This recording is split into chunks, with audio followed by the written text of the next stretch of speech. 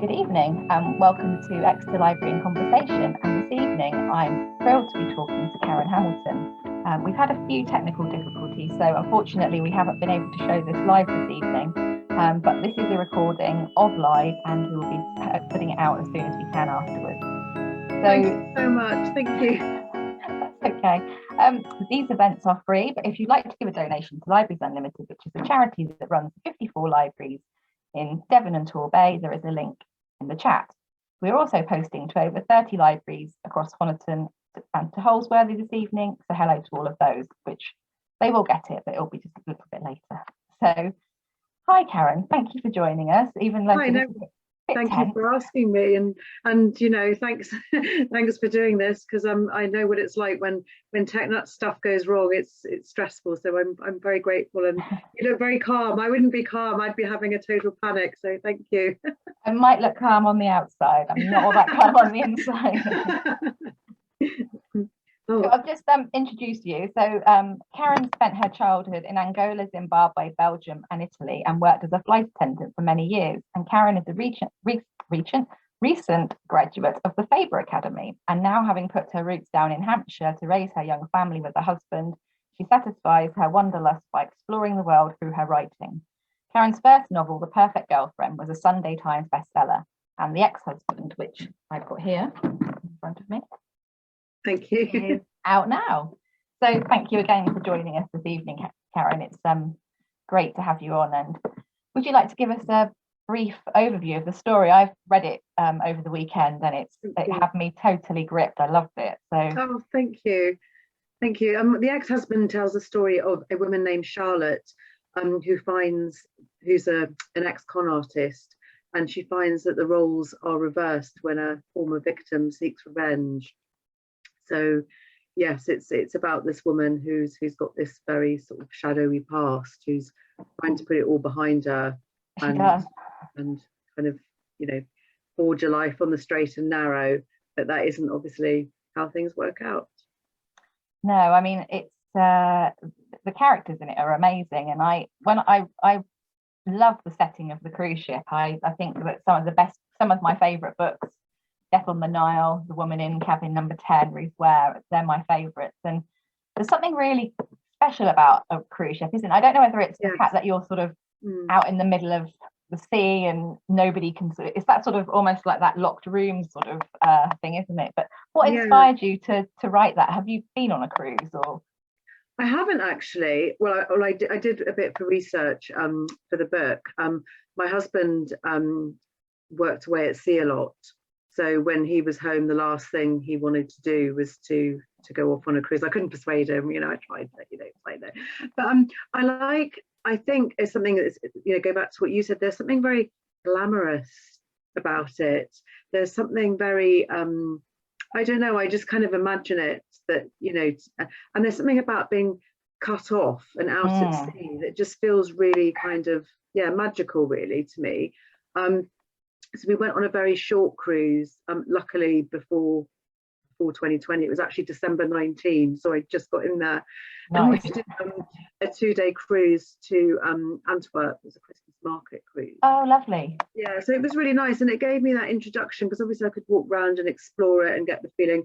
I was really, really seasick actually. So yeah, it was just to have all those kind of experiences and to kind of imagine what it would be like to be trapped in there and just to get a feel for it was really, really amazing. And actually on the way back, there was really bad weather. Obviously it was December, and we were delayed. I think it could have been up to nearly a day in the end by the time. And at one point, because our children were all with our grandparents, so I knew they were safe, but there was this really weird feeling of like, oh, you know, I can't get off.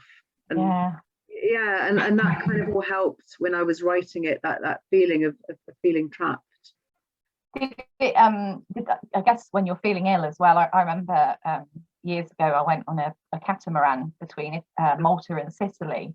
Oh wow. And it was only like a couple of hours, but it was sort of like sky or sea. It was so rough. Oh no. And it's just you, like you say, you can't get off. You are stuck there no matter what happens, whether, you know, that there's a serial killer on board, or or whatever's happening, you're there, aren't you? Yeah, exactly. Yeah, you're there and you're stuck there. So it's quite, I think it adds to the tension, doesn't it? That sort of feeling of and you touched on Charlotte and Sam, and she really sort of falls for his lines, doesn't she, in the beginning? And he believes that they're sort of kindred spirits, and that he's this sort of wonderful guy but she does soon start to see through the sort of veneer, doesn't she? And he does. And he is a complex and very manipulative character, isn't he? But she likes. I sort of felt she really liked the lifestyle, didn't she? So she was prepared to overlook. Yeah. I think when I was writing her, that's kind of what I really tried to make her, that she was very drawn to this world, that deep down, I think she was, initially she was prepared to take Sam, she was in love with him, she fell in love with him, she's prepared to believe it. But as the book progresses, you kind of realize when you go back that, she would have had to have overlooked or, overridden her instinct about stuff that wasn't right. And she had this constant battle between what she knew she should probably do before she admitted it to herself, and this desire for this life that was just open in front of her all the time. And I quite like that internal battle. It was really interesting to write, actually, to sort of have this sort of like moral kind of thing going on. Like, at what point do you say, right, okay, enough's enough? At what point do you admit that you've done something wrong? And also at what point, when you've moved on in life, how do you do that when you've got this big secret and this thing that you, and I imagine, what I tried to do with Charlotte actually is that it would start to eat away at you a bit, however much she tries to deny it to herself and that. So yeah, it was incredibly interesting to write, actually.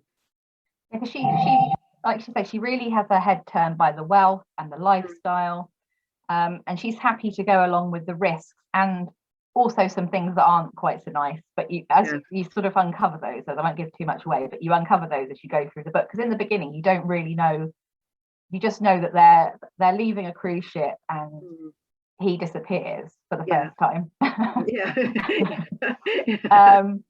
But you don't really know. You sort of get a hint of what's happened, but not the full thing. And do you really think she knew then what she's letting herself in for, or she just was completely her head has just turned so much that she, like you say, she's prepared to sort of go along with the risks?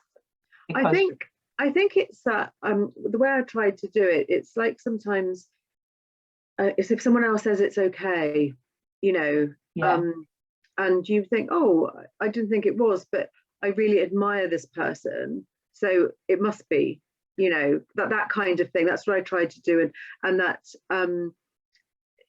because obviously she was so in lust and so in love and just so sort of drawn. And I also think she was ready for something else in her life. The point that she meets him, she's feeling a bit, she's with these colleagues and she's away, but she doesn't quite feel part of that group. And I think it was just the timing was bad for her in terms of meeting him when she was ready to perhaps be drawn into this sort of darker, seedier world. And I think it's probably true with a lot of things in life, that if you're going to get sucked into something that's bad, or if you're going to get conned or something, initially you're not going to see the danger signs, because you've got the shop window there, it all looks fine, and it's not until you're hooked in that perhaps you might start to think, oh, that's not quite right. But I also think as well, if you've invested a lot of time in a relationship, or you've already crossed a certain line, at a certain point, what I made to do it with Charlotte is that you have to then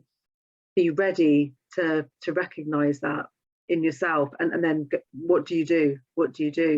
And I really hope, the way I wrote it, I really wanted her to wrestle with that. I love the way that the story is sort of uncovered gradually by the items that are sent to Charlotte in the sort of present day and her friends, that sort of hint to what happened, isn't it? Someone's the unknown person is sort of saying, this is remember what you did. And was that fun to do? Did you sort of have that in mind when you first started to write it, or did that sort of come as you sort of started to write through? That came more as I wrote. I had a very strong sense of Charlotte and this this sense of right and wrong and taking it too far, because you think so, people would normally have not gone as far as she did, or would have recognized earlier that, hang on a minute, this isn't right, and this money isn't mine, I can't spend it, it's not right. And so it was more kind of exploring that, and but then I liked the thought that someone would come back, because I think with crimes like that, or any crime where you've conned people, you've stolen, you've she's lied, they've told stories that aren't true. At some point you'll sometimes truth is stranger than fiction, although obviously this is fiction, but it's that thing where suddenly you're somewhere and someone pops up, and you've told this different story, or something's a bit different. And I really wanted that kind of fear of, like, who was it, and her going back in her mind and remembering, well, there was this person, there was that person, have I forgotten anyone, well, that wasn't too bad, was it? That was.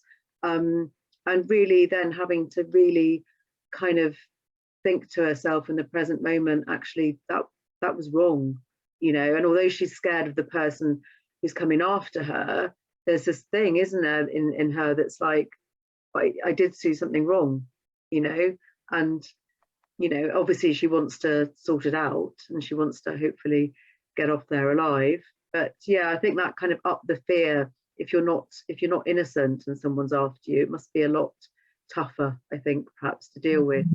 She's also worried about sort of Lewis, isn't she? So Lewis, her best friend, and she's also managed to keep him on side, but she's worried that if he finds out what she's really like, he won't want to be a friend either. Yeah, and she really cares. They're childhood friends, and she really values him in her life. And I think the thought of him knowing, and because of her family situation, he's probably the person that she's closest to, and it would be like disappointing your family or letting your family down, and she doesn't want him to think that way about her. She wants him to only know her, she only wants him to know the side that she chooses, which obviously isn't really a friendship, is it? So it's kind of, it was interesting the whole time through. I was thinking, but this is real, this isn't real, but to her, so yeah, she was an incredibly fascinating character to write. I really, really enjoyed it. Did you always plan to have the different timelines in the story? So no, that came later with editing. I wrote it. I think one of the early drafts, I actually had a lot more in the UK. There was a lot more background that I put in the beginning, but actually it worked much better in the end to have the then and now, because so that something's happened, and it's gone wrong, but to find out the build up of how it went wrong, and she's a con artist, that she's trying to put this life behind her, and you see little glimpses right in the beginning that she still gets drawn to that side where she knows she shouldn't do something, but she's really tempted, and she has to keep fighting that temptation not to fall back into her own way. So once I did that draft, that was really fun to feed that in right in the beginning, that you see in her character that it's just something that she struggles with. Doesn't there's so many twists and turns in the book. Again, did they sort of occur in the original process, or again was that sort of in the editing, and they sort of manifested themselves, or did you have to sort of flesh them out a bit or change things? Things generally come to me in the writing, so I have an idea. I start with a character. For me, it always starts with a character, and then I decide, well, what are they? Obviously, I have to do something else. It'd be a very short book, but yeah. So I kind of start from there, and then I think about plot and setting. So it's kind of layered. It layers. I would say it starts off, very, very short drafts, and then I start to layer, and with each time it lengthens, and then I kind of always know where I'm going and where I'm aiming for. but sometimes, yeah, one thing I did change actually from the early draft was putting the latter half on a super yacht instead of a cruise ship. And that was deliberately because of COVID, and I didn't know, you know, obviously what was going to happen in the future. So it was, I could put the cruise ship in the past, and I thought with COVID, maybe it'd be more likely that, you know, private cruisers and people with that amount of money, or you know, this kind of characters that have that amount of money, that that would be more likely. So that was a big change that I did, and I, you know, I'm sure every writer's talked about changes they've had to do or not do or something because of COVID, but that was mine. So but that was actually really good fun, all the research for that, because, you know, just exploring these super yachts on YouTube and that, I mean, that was a completely different world. You know, I loved that, and watching things with these super yachts. So I really enjoyed that, the fact that you've got the cruise ship and then you've got the super yacht. And yeah, that did come later. Did you I read in the credits that you wrote this in lockdown, and were you inspired to write to sort of travel to the far-flung countries because we were all stuck at home, or was that always had you already had the plan that you said actually you'd gone on the cruise, so you obviously knew that was going to happen? But yeah, no, and for the first time we'd actually, I'd been to the Caribbean once when I was cabin crew. I'd been to Barbados once, and we had booked a holiday like a lot of people. For the first time we'd booked to go to St. Lucia in April as a family. It was like probably the biggest holiday that we'd ever planned because of my husband's work schedules and everything. So I was going to, you know, that was it, that's where we were going to go, and then that obviously was cancelled. And I just decided, you know what, I'm gonna still set it there. You know, I've been to Barbados, which is why maybe Barbados features more than any of the other islands. I know, you know, a lot of my friends are crew. I've got a friend, you know, who works for private flights, and I just thought I'm gonna, you know, just speak to my friends, do the research, remember from my time going to Barbados. And yeah, it was to sort of, to go back to your original question, the escapism was brilliant in lockdown, because I think we all needed that. So yeah, that was kind of like my way to escape. And it didn't sort of hinder you in writing, because I know some people have found lockdown really good for writing, and some people found it really difficult to write in lockdown. So for you, it was a sort of as positive as you could get it then. Yeah, I mean, my struggle is with the first draft. I really struggle with that. But then once I've got it down, I absolutely love editing. Editing's my favorite part of the process. So once I get to the editing stage, and I'm absolutely fine. So luckily I'd got to that stage by then. So yeah, I think I might have found it a lot more of a struggle if I'd been trying to get a first draft down. So yeah, I was very happy editing away and blocking out whatever else it was we had to kind of deal with, and juggling all the things that we all had to deal with at the same time. So yeah, I was very fortunate. So your job as a flight attendant or cabin crew previously, what made you decide to write, and how was that journey for you to become a published author? Was it a long one, or was it a short one? It was a very long journey. I always wanted to. I mean, from a young age, I wanted to do two things. I wanted to be a writer, and I wanted to work as cabin crew. And I don't know why. When I worked as cabin crew, I had so much time to write, but I didn't. I don't know why I didn't. I think I dabbled a little bit, but I never really sort of took it seriously.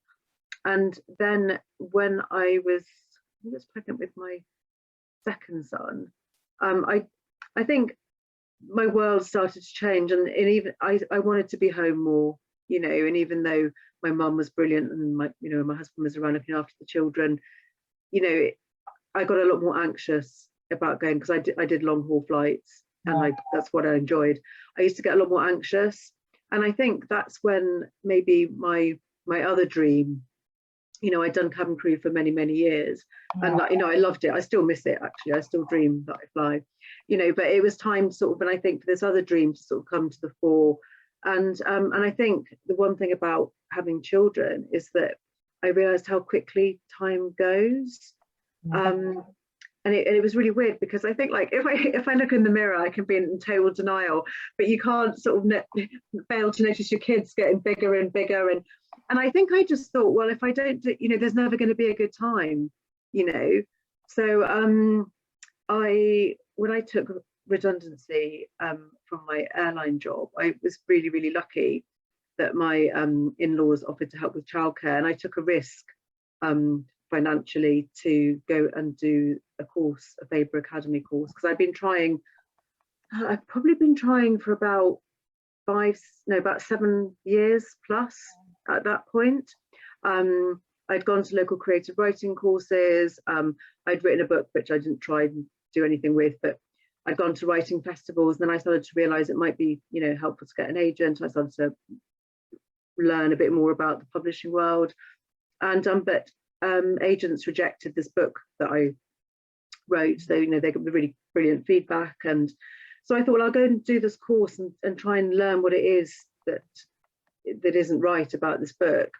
And on the first day of the course, I remember our tutor saying to us to experiment, and I thought, well, I've got this idea for this character, but she's not very nice. And this was Juliet in the Perfect Girlfriend, who stalks her poor ex. And I just decided to experiment with that, and that was the book that went on to be published. And this other book that I'd written never has been published. So it was a very long process. By the time The Perfect Girlfriend came out in 2018, I think it was about 10 years. Wow, that is a long time. Yeah. So that's a lot of rejection. So you must be fairly resilient and tough to go through that sort of process. Yeah, I mean, it's good, but I also think it's a learning process. I think I've never read. I actually don't think I could bear the embarrassment actually of reading the first book I ever tried to write. But I just think you learn all the time, and other authors and that they're very generous with their time and knowledge, and you start to meet more and more people as you start to, and it just kind of grows from that. Really, it almost feels like a natural progression, really. And also as well, I think you need to gain a bit of confidence. Well, I did. I needed to gain, because people ask me sometimes if they think they should go on a writing course, and I think it's just different for everyone. For me, I felt that I needed it, and I was at the right stage after 7 or 8 years to get the confidence. But I think everyone, I know so many different authors that have taken different paths, and it's just what works for you, really, or what you feel you need, I think. With the would you like to write a different genre? Because obviously your last 3 have been thrillers, sort of, and if so, what would it be? I'm interested what your was now. Was it the same sort of? Yeah, my first book, I think it was something. I mean, I think it was a mishmash of different things, but it was more, I'd say, like along the romantic comedy kind of line. But I actually realised that I do prefer crime. I do prefer the darker side, and I also admire people that can write and be funny, because I think it's incredibly difficult. So whenever I read writers that make me laugh, I just think, that's incredible, and I don't have that skill. And but I also find as well that when I do write, even if I try and write something, sometimes I write short stories, I do tend to veer down the darker side. And then looking back, even when I was a young child, I did that. Those were my reading tastes. And as soon as I was a bit older, I could get to a library and I could get hold of books. Like a lot of authors, Agatha Christie was one of my first. I don't know who your first was, but definitely for me, Agatha Christie was right up there. Yeah. And I think, it's just I just like exploring the darker side. And like I said, every character, all my main characters, like Marie and the Last Wife as well, and Juliet and Charlotte, they all have this side to them where they manage to behave, for want of a better word, actually, in society, but deep down they're really struggling with sort of like with doing the wrong thing. And I just find that incredibly fun to write and fascinating.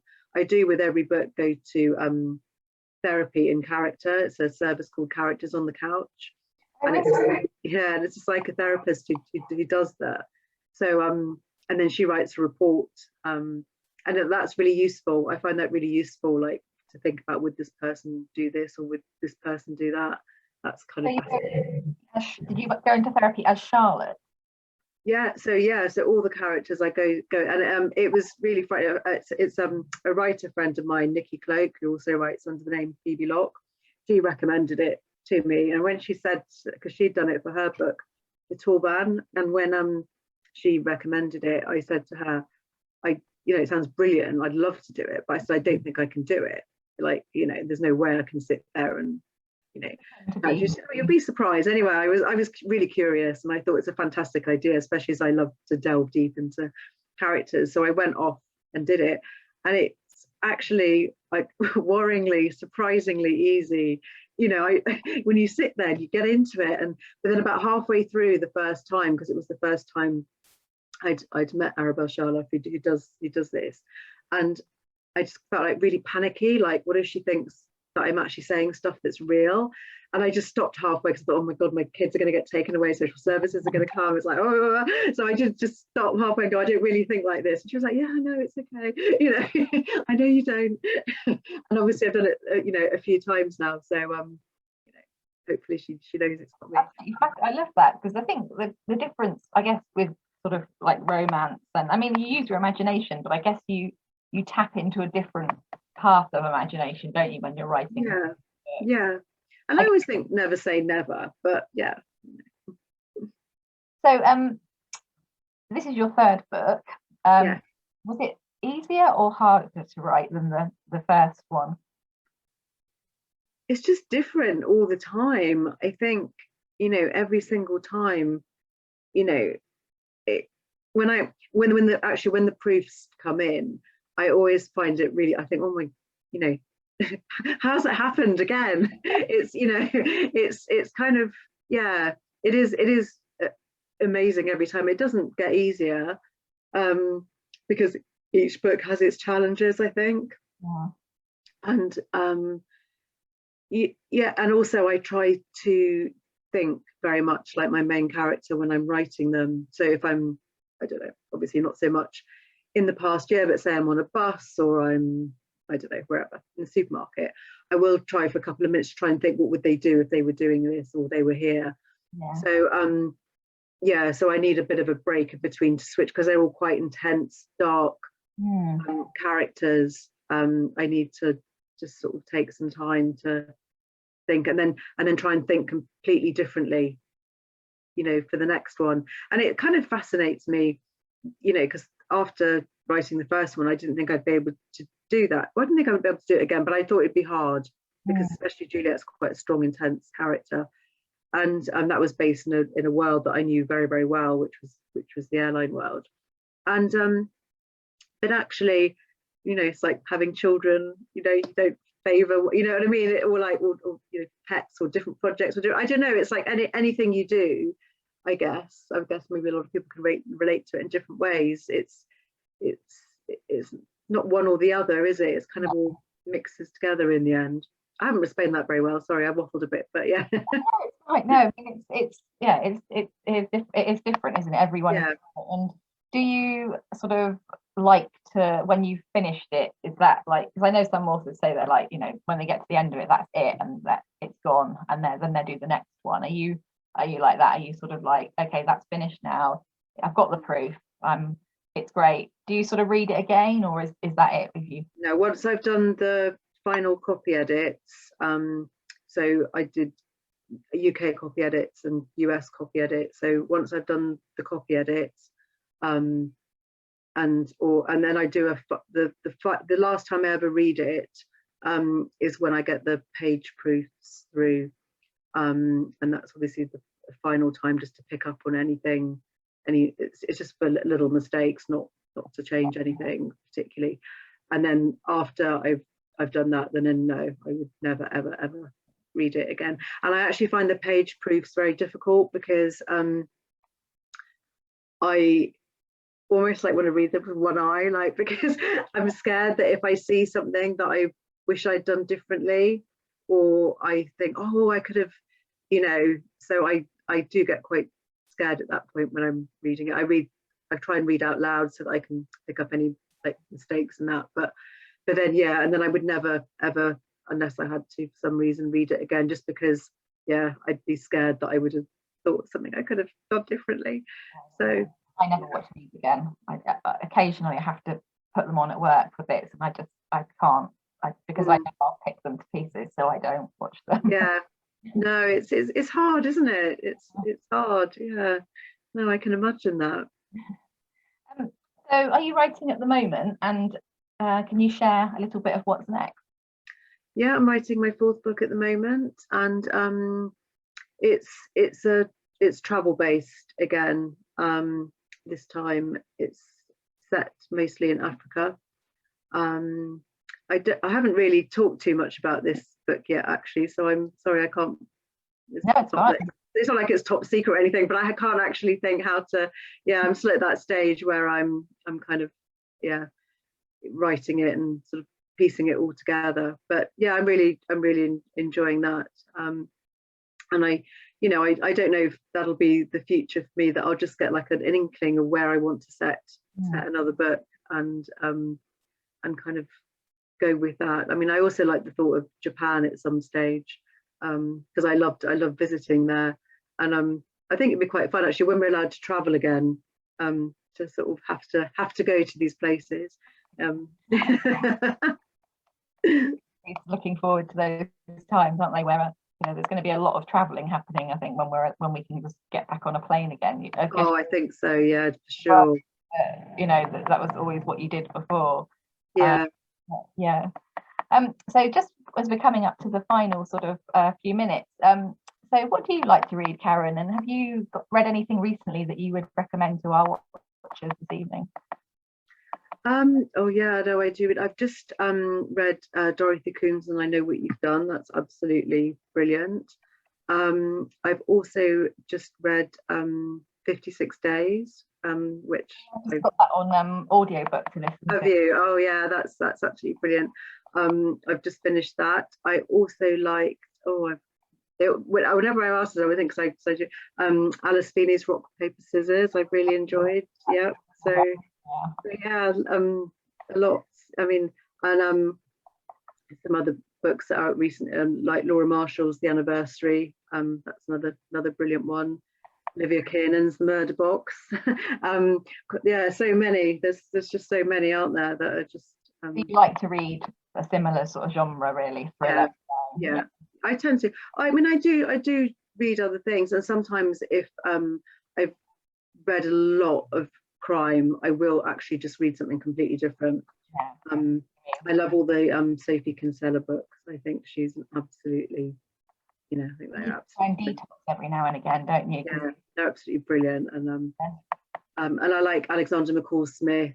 I think a lot of his stuff. So yeah, I mean, I am quite a fast reader, and obviously I'm lucky enough to get proofs, and I try and read as many of those as I can as well, because it's really exciting to receive those.